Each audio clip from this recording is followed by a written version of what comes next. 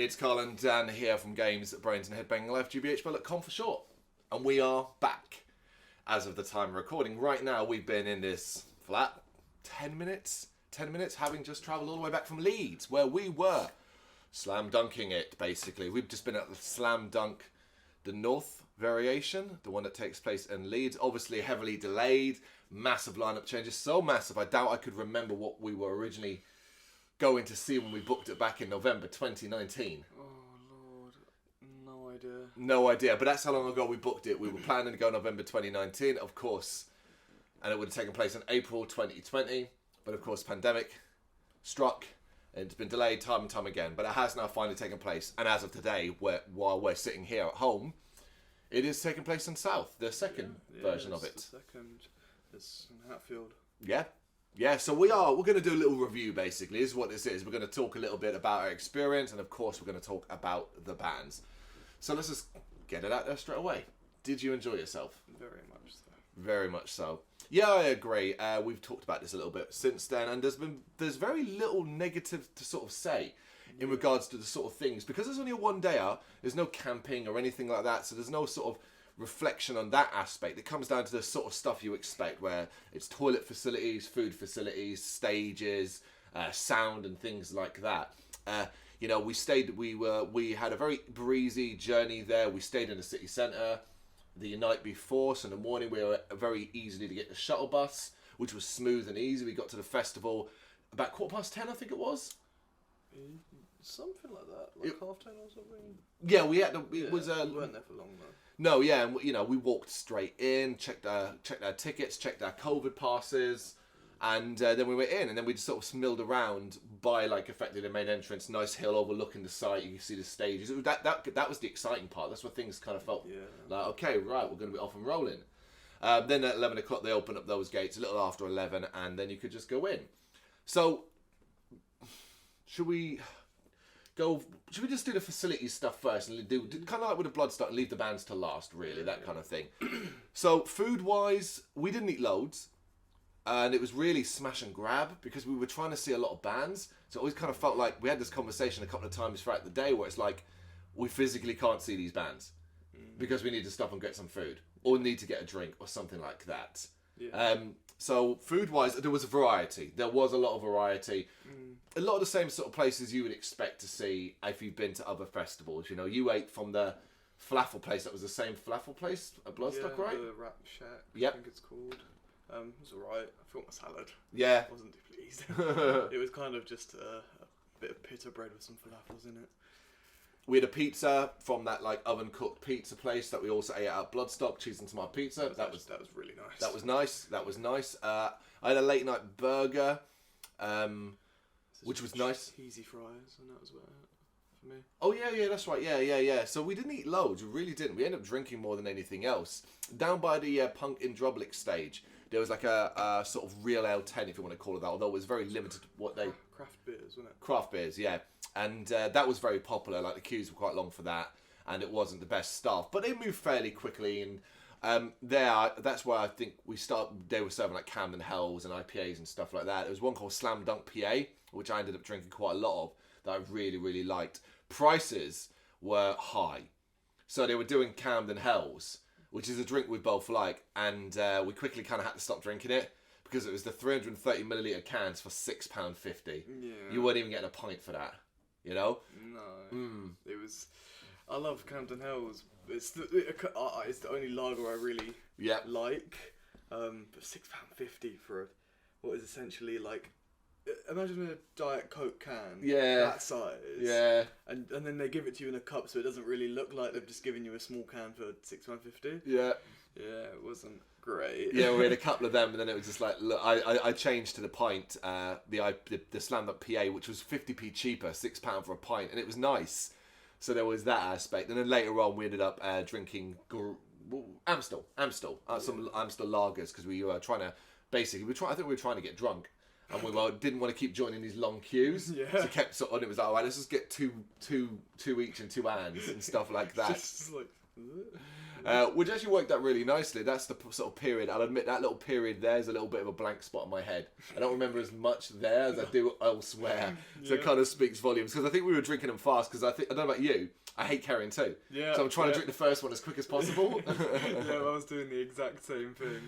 But it was fun. It was fun to be in this scenario as father and son, where we were in this position where we felt like we didn't have to worry about the next day. We didn't have to worry about going back to the tent and waking up and feeling like shit and stuff like that. We knew we were going back to the hotel room. We knew it wouldn't be a late night because we were very much aware that we were going to be there from the start and we were going to see lots and lots of bands and that realistically we were going to get to 10 o'clock and the festival was going to end and we weren't going to no after parties and shit like that. We were just going to want to go back and go to sleep, which is basically what we did. Food prices, got to talk about that as well. They are what they are. They're the standard now. £10 for a pizza. Festival prices. Yeah, it sucks. It's not sustainable for customer base at all. I can't imagine.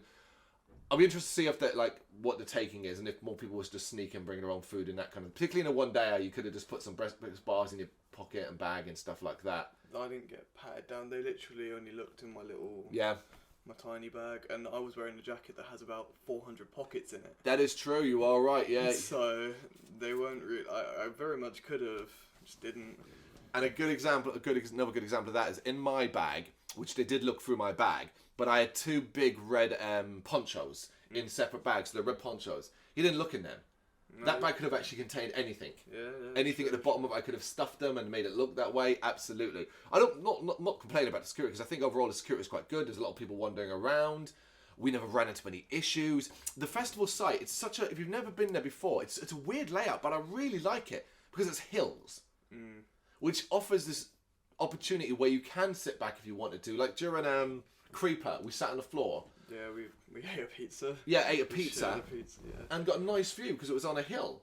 That was really sounded cool. Good from where we were as well. Like there was no issues with sound, even sitting like quite far back. Absolutely. Same with the Punk and Drublic. That was a bit further. That floor was a lot. That wasn't grassy. That was quite muddy, but not like wet mud. Not wet. It was dry. Yeah. Like the tractor had been over it. Talking of which, that's one thing we do got. Like, I wonder how many turned ankles there were by the end of the night when it was dark.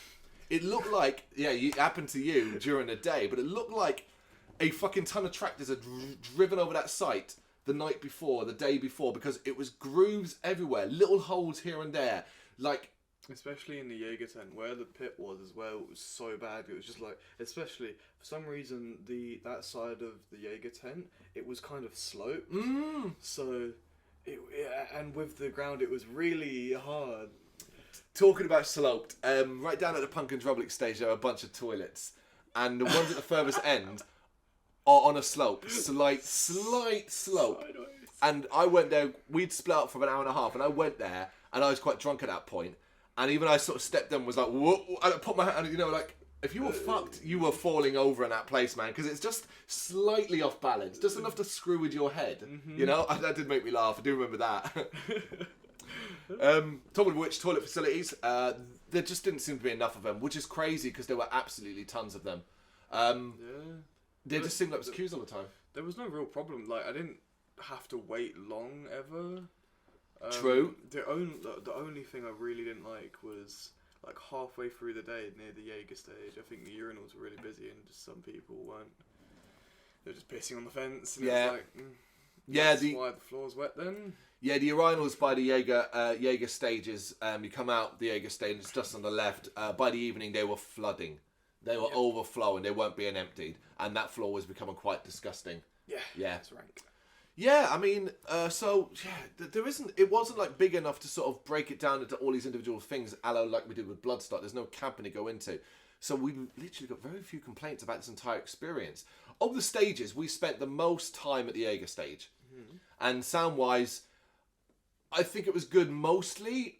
Some bands had trouble, others didn't. But we also found that on the Marshall, the Key Club stage is where there were sound issues up there that improved as time went on. The little bit of time we spent at the main stage, the rock stage, wherever that one is, that sounded great. Yeah, definitely. And the brief time I spent at the Punk and Drublic stage, further back it didn't sound great. That's one thing I noticed. But overall, like, I don't know, no complaints there.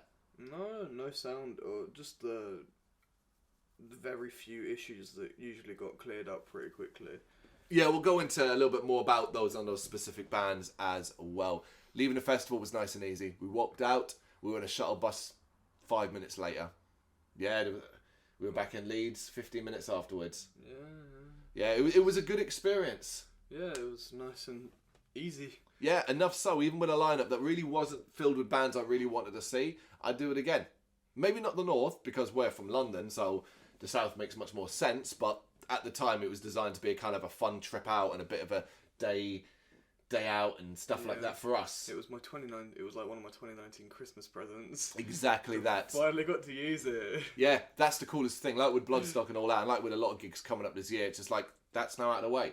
Now, whatever Slam Dunk does next, it's future stuff rather than just this hangover and so on. And as of the time of recording, it's still suffering from problems.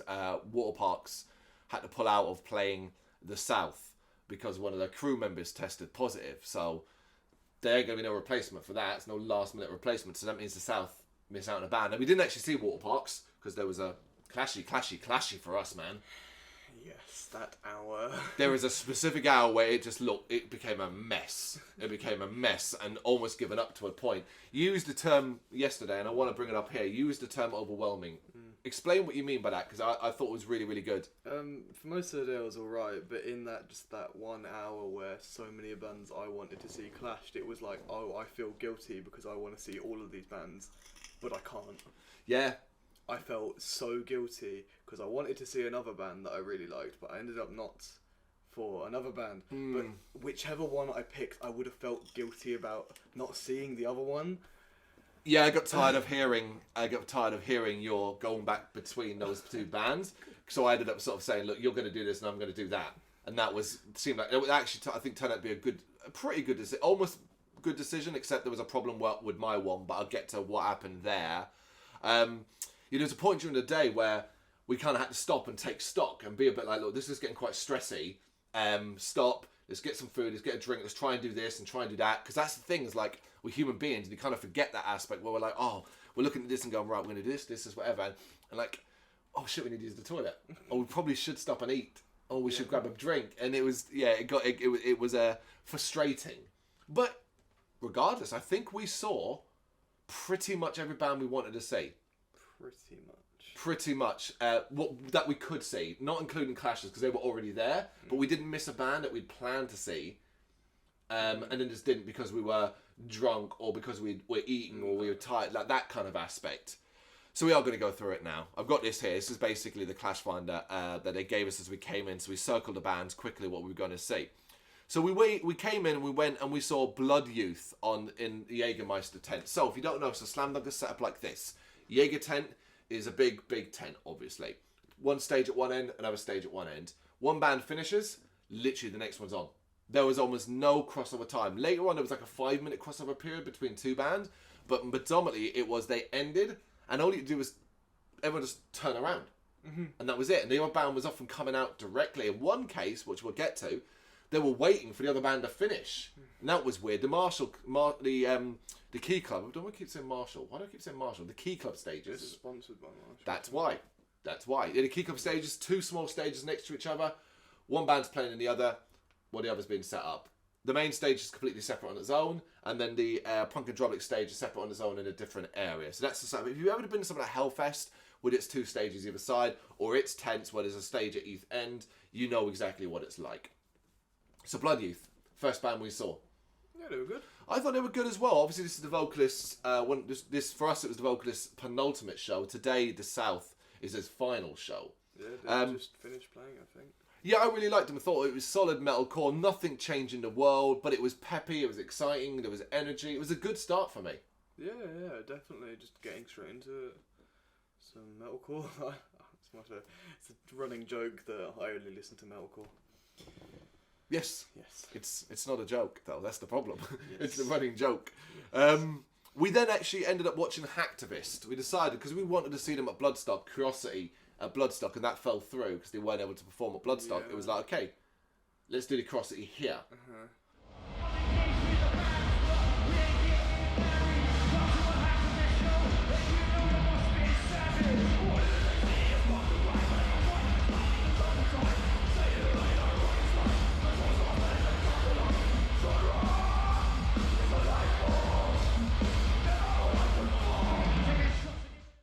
think it went? Badly. Yeah, it didn't go great. I thought, because I quite liked them on record, I was expecting to like them live, but they had some issues with the mixing of it, and how the one vocalist was way too loud and the other one was way too quiet. Yep. And you couldn't really make out what either of them were saying, which was an issue.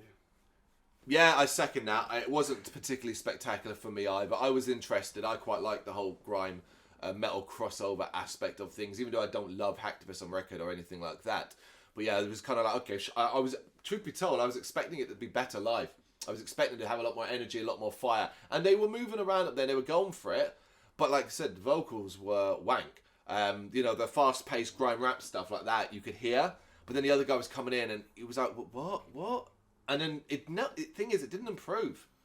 We watched a fair amount of Hacktivist and it just didn't improve. No, and that was a real shame, you know? After that, we went to Loath. Literally, we did 3 bands in the Jaeger tent in a row. Watched one, turned around, watched the other, watched back for Loath. So Loath are one of the best bands of the weekend for me. We should say as well, Hacktivist ran over by about 3 minutes. Loath was standing there like... Yeah, and you could literally see them like... off the stage. Yeah, it was like that, which was quite funny. Didn't pull in a big crowd, Loath. Did alright, but didn't pull in a big crowd, I noticed. Easy to move around, easy to get quite close. You went into the pit. Yes. I ended up moving up to like about 6 or 7 people in front of me to the side, but great view.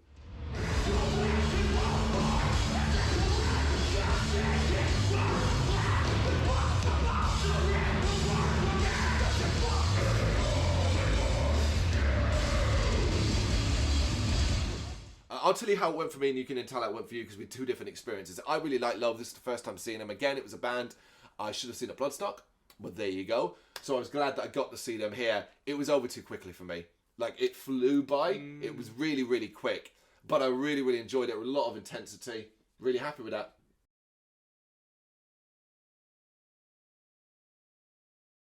Yeah, they were great. They sound really, really good live. Like, it's so clean. There's no real... You can't. It's not like you can't hear what's going on. It just sounded great. Yeah. And a lot of fun. Yeah, I've never seen Loath before. And they're one of my favourite bands, so... What was it like in the pit? Couple of dickheads, but mostly it was alright. It's the same as any other metalcore pit, really. Yeah, one of the bands of the weekend for the day. For the day, yeah, for sure. Weekend. We should say that during Hacktivist, we actually walked off, I forgot. Yes. We walked off and watched a track or 2 of Rome, who won the main stage. It's ROAM. Yes. I actually quite liked it. It was peppy, upbeat pop punk. And then there was a point later on, I remember saying to you, later on in the day, I was like, you know what, maybe we just need a break from the metalcore and watch a bit of pop punk kind of thing. But yeah, Rome were alright. Yeah, I mean, I liked Rome before, so I was happy to stand there and watch. Yeah, because then we went back to Hacktivist and caught the last bit of Hacktivist, and that's when we realised it hadn't improved, because they were coming to the end, and that was when they were overrunning by a couple of minutes, and we were waiting for Loath. I remember that. We had a little bit of a gap there, because there was nothing really wanted to see, so I think we got some food. Yeah, we got some food, and then sat and watched Hello Goodbye. About 2 or 3 songs of Hello Goodbye. And thankfully, lucky, managed to... Because I don't like Hello Goodbye, I'm going to be straight with you. I think it's pretty poor music. But that one song is very, very catchy. And we did get to see that, so that was quite fun. I like...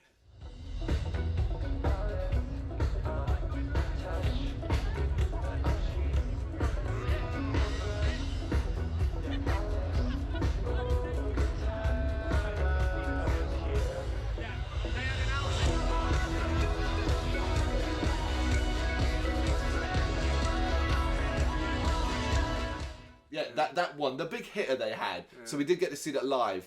But what we watched after that, and it didn't sound great. Like, it's Hello Goodbye. I don't think they were a good band. But we only watched like 2 or 3 tracks of theirs while we finished eating. Then we had, oh god, here we go, the fun one. Yeah, okay, so we did separate here. So at 13:50, at 10 to 2, there was a secret special guest playing on the Key Club stage, the right-hand stage.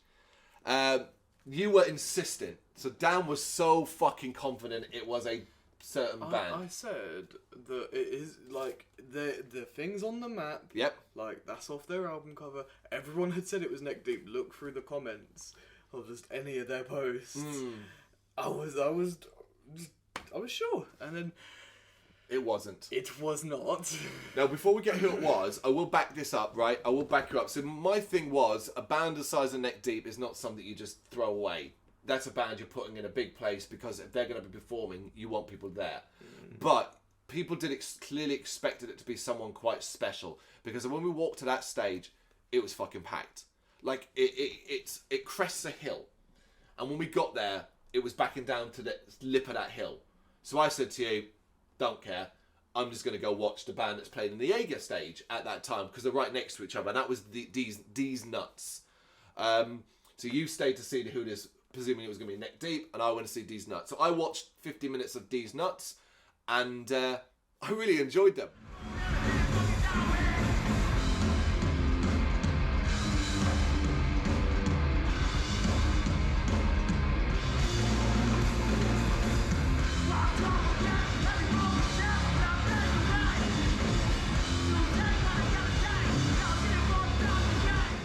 I really enjoyed them. Found the frontman to be incredibly infectious. Thought it was a lot of fun. Got really into it. Basically, I was kind of like, this is what... although it's obviously a bit different, but I was kind of like, this is what Hacktivist should have been, kind of thing. So I really enjoyed These Nuts. But to my shock and horror, 10 minutes into These Nuts, you turned up. So I was, oh, Neck Deep shit, are they? It's because they were... who was it? Go on. It was McFly. Yeah, I did. Nobody stuck around for that. Did you even watch like a song or any of it? No. So it is McFly, yeah. Each to our own, right? Yeah, I mean, I was talking to like a group of people, and they were all saying it was Neck Deep as well, and it just wasn't enough. We just turned around and left. That was a funny little period. Then we watched Malevolence. Yes. Malevolence, a band that I missed out of Bloodstock because I was interviewing, so I was really excited to see them. Nice and heavy. There were times where it didn't quite sound great. And for some, right, do you know what it was? I was thinking about this morning. Should have been louder. I feel like it should have been so much louder for what it was, you know? But I really enjoyed it. They're very heavy, some great breakdowns. It's headbanging shit. Don't love the frontman spin kicking on stage, because that shit encourages wankers to do that and that pit would have been horrible. Yeah, just, good, yeah. You know, if you watch me and Brendan talk about this in the past, you know how much we hate hardcore moves. So watch him spin kicking on stage just made me go, Argh.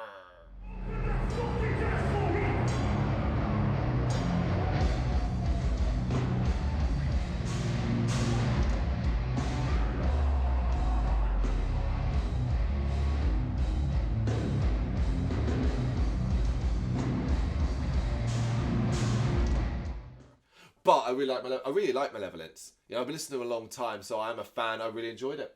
Yeah, I like Malevolence as well. That's it. I enjoyed watching them at Bloodstock and at Slam Dunk. I'll see them again later this year. Yeah, for sure. Creeper, we got some food then. I think we got some food and drink, and then we sat down and watched Creeper on the main stage. We only watched about half of them by the end. I think by the time we got the food, we sat down with about half of them. We got there for like Down Below. Some of the new stuff. We got something from American Noir. I can't remember which one it was though. Midnight. Okay. What else did we say? Valentine? No, it was... Misery. Yeah, Misery was the last song they played. It's Creeper. We're both going to have to be honest here, aren't we? Simply put, neither of us are into the current Creeper sound. No, we're not. I especially was... I think I loved Creeper for ages, and then they released that album last year, and I think it's shit. And I was not too pleased with it, really. There's like 2 songs off it that I can manage. Manage, yes, that's strong words, isn't it? Yeah. Whereas you loved Eternity in Your Arms I pretty much fully. To it, yeah. Like that album's great, but just the new direction, I don't like it at all. So it's difficult for me to sit there and be like, yeah, I love watching Creeper. I like the old stuff. The old stuff, the new stuff sounded better than it did on record. Yeah. But it's still the same song that I don't like. Yeah. Yeah, I mean, I got excited. It's like, oh, sweet, Down Below, I love that song. I'm going to sing along to this kind of thing and stuff like that. And Misery is always nice and stuff like that. Yeah, it's the same thing. It's like I enjoyed it, but there was such a disconnect musically when I'm like, oh, yeah, cool, Down Below, and yay. And then it's like, no, here's one from the American Noir EP, and you're like, I don't want to listen to that. Come on, guys. Static Dress. So that was kind of one of the big bands we're going to see. So obviously, famously, at least from our perspective, we have a reaction out there, which was to do with Static Dress Clean many years ago, and it's one of our most heavily disliked videos, but also one of our heavily viewed videos. Even now, someone still pops in the comments calling me a piece of shit because I didn't like that song. Grow Up, for starters. But check this. That was years ago, and I am a big thing on it. That does not mean I dislike Static Dress. I want to hear more. I'll go see them live.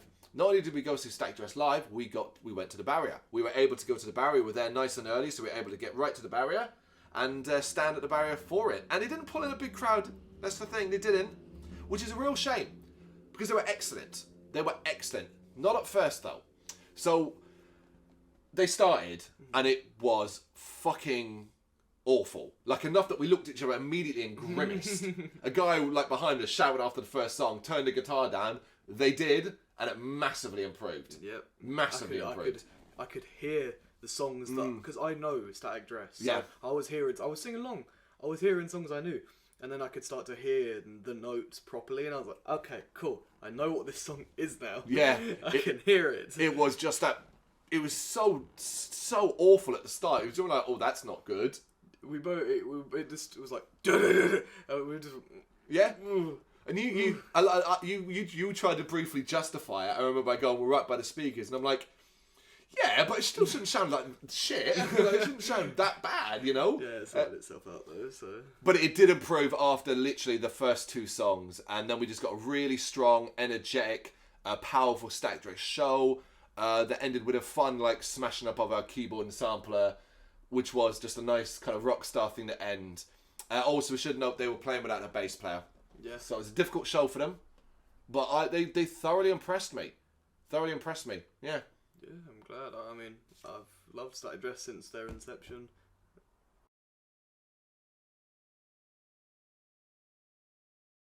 And they are... I still love them. That's the first time I've seen them live. I feel like I should have seen them before this, though. No, that's true, yeah. You saw Trash Boat, didn't you? We both watched about, 5 songs of theirs. Did we? Yeah. I don't remember that. After Static Dress, we went straight to Trash Boat. I don't remember that. That's weird. I don't remember that. I really don't. I mean, apparently you really enjoyed them. Fuck. That's a blank spot on my head. That sucks. This was when we were drinking 4 beers in quick succession. Yes, it was. I still remember it. Cause okay. Was it good? Yeah, they were great. I mean, I saw them 2 nights beforehand. So. Right. Yeah, so we did straight. That makes sense, actually. Yeah, Static Dress, we would have finished that, and Trash Pal were already on stage because we were going to stay there directly afterwards for Funeral for a Friend as well, which I do remember. So, oh, mate. Oh, well, alright, fair enough. I can't remember it. Sorry, Trash Pal. I bought your freaking t-shirt, your vinyl, so, make up for it that way. Yeah, so Funeral for a Friend then, obviously, in the Jaeger stage. This was a fun one. This was a lot of fun. It was very much a nostalgia thing where they played a festival set. They kicked off with Rookie of the Year. They threw in She Drove Me to Daytime Television. Rose for the Dead was in there. Into Oblivion was a lot of fun. Really, that felt quite uplifting, that song, live. Everyone singing along, particularly... I know the lyrics to that song. It was just a good show, wasn't it?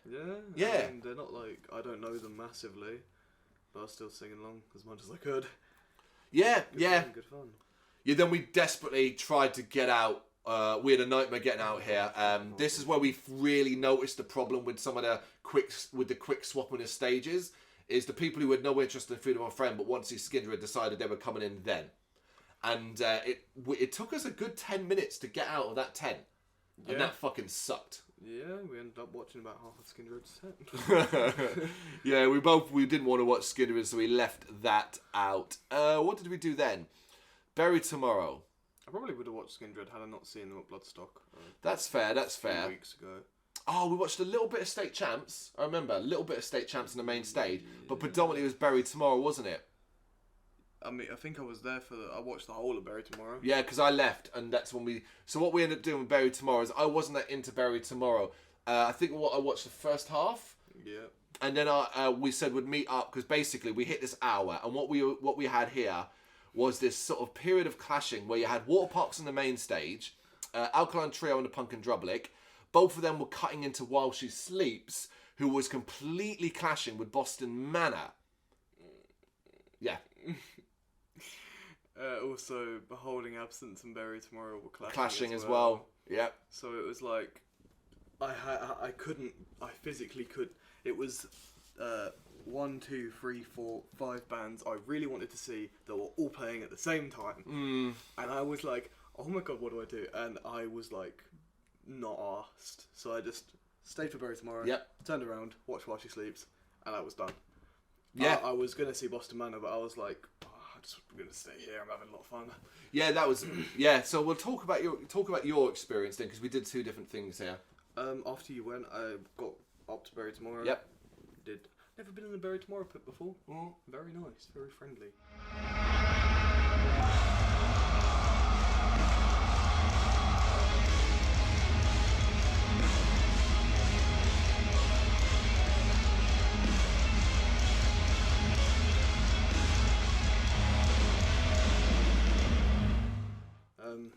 After that, after they finished, it was a pain trying to get to the other side. Yeah. To try and get to that front. Yeah. Because people just would not move. I did manage it. They didn't come on instantly. They came on after about like 10 minutes. So okay. I had time. That's cool. To try and weave my way through, but they were great. They played slightly longer set than Bloodstock, so we had like what extra? Nervous. Okay. Which was really really nice live. Yeah. Super atmospheric, and I've seen it all, which I know you don't love, but it's one of my favourites. I'm trying to remember. I had this comedy moment where I remember where I was thinking, because we set a place where we were going to meet. Yes. And I had this image of Dan coming to me and going, "You ain't going to believe it, Dad. You ain't going to believe it. They played Love at War." Like, I had this image of that happening, and we just been like, "Are you fucking kidding me?" The time when I decided I'm not going to see them. Basically, I chose not to see Sleeps purely because I'd seen them at Bloodstock, and I figured it would be basically the same set with a couple of extra songs thrown in, but those extra songs wouldn't be stuff that I particularly care for. I decided I wanted to go and see bands I'd never seen before. That was my kind of like,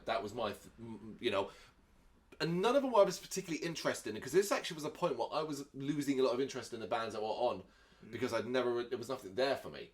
That kind of thing. Still was for me though. Yeah, which was nice. So I ended up, my plan was I was going to go and watch Alkaline Trio, about half of that, and then go watch Boston Manor, because Dan kept banging on about them. So I thought, well, that'd be a good thing for me to do. That way, at least I can say I saw them when you weren't going to be able to. So by the time I got to the Punk and Drublic stage, and I took my time, I got beer, I sort of staggered about the place, that kind of thing. Yes, you did. I got there, and Anti-Flag was still playing, and I was like, it was like 10 minutes into. That's really... Like, it was 10 minutes into Alkaline Trio's time. And I was like, that's well overrunning. So I heard the last few minutes, but I was going to the toilet. That's when I discovered the whole leaning thing in that bog. Then. So I did that, and Anti-Flag finished. And basically, Alkaline Trio were like 25 minutes late on that stage by the end. And I was kind of like, okay, I'm sort of standing here. I'm like, I don't know if I want to drink any more alcohol. And I wanted to go see Boston Manor. So I ended up only watching like 3 songs of Alkaline Trio, but quite far away. It really wasn't for me in the end. I didn't really enjoy it. There was nothing that got me that excited. And then I went over to Boston Manor, who I did really like. I thought they were doing a really strong job up there. Really, really spectacular and stuff like that. So I quite enjoyed that. I think they're Slam Dunk regulars. Are they? Okay. They are, yeah.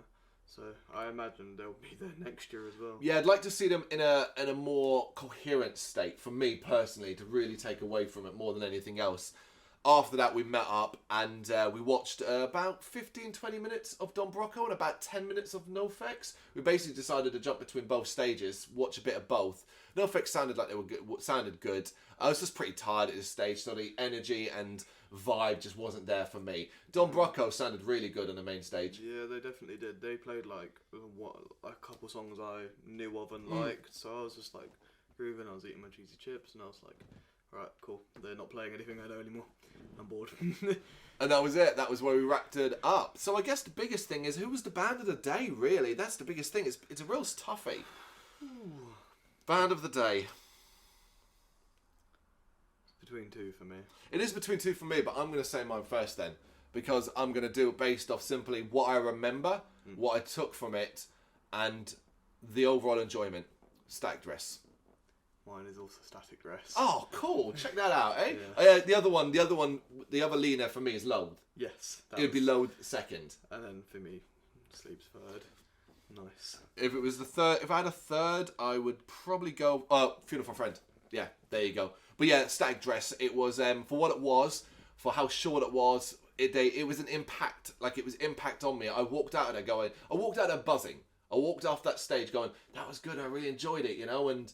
You said you said the whole keyboard smashing thing just shocked me. Like, I didn't expect it, and I was like, oh, okay, that was fun. It was a fun little rock star thing going on there. I really enjoyed that. Had it been like an hour, I might have felt differently. But in that short 30 minutes, particularly with the clean up of the sound, I just really enjoyed it.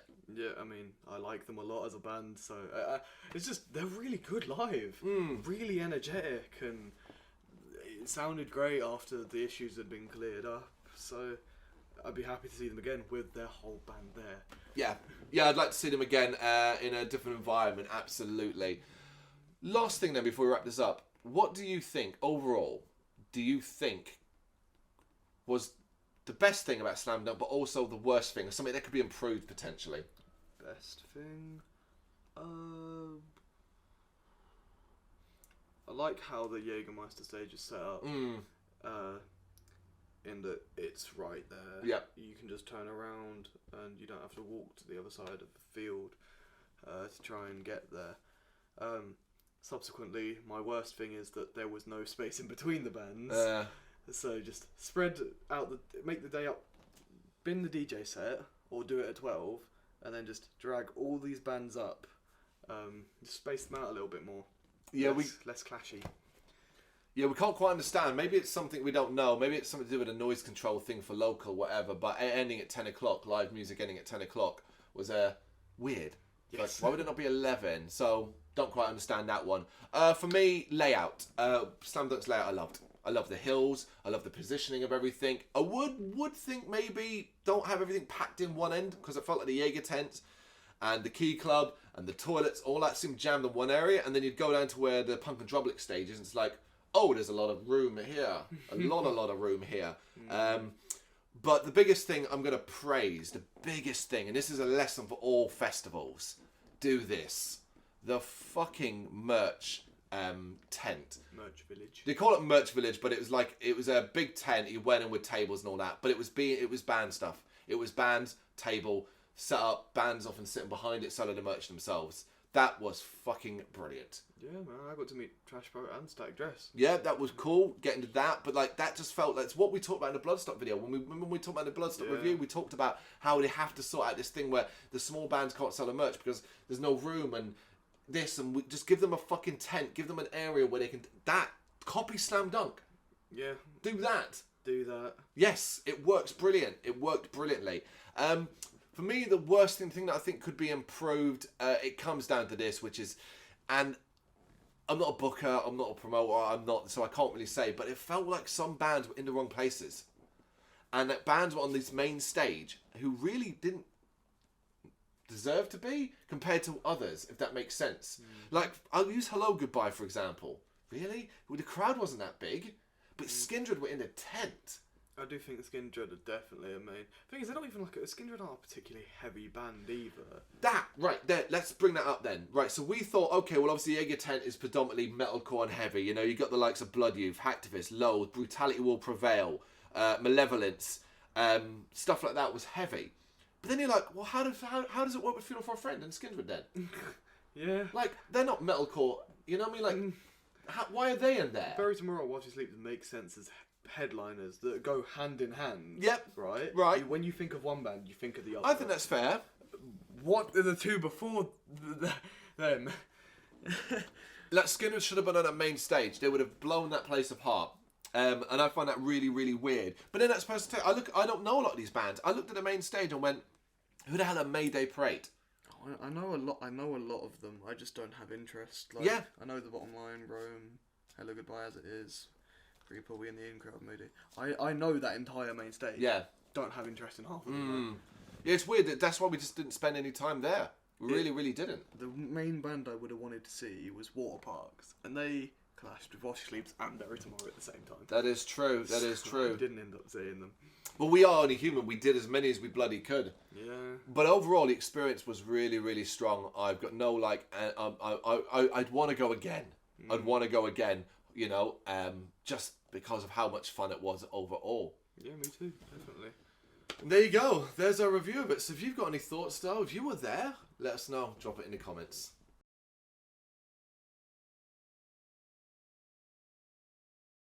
Thank you very much for watching. You can check us out on gbhbl.com as well as on Facebook, Instagram, Twitter and Tumblr. Go to Patreon to help us out over there. That's patreon.com/gbhbl as well as Big Cartel where you can find some of our merchandise. We have a podcast running on SoundCloud and Apple Podcasts. And of course, if you like this video, do us a favour, hit the subscribe button and help the channel grow. Games, horror and heavy metal. What else is life for?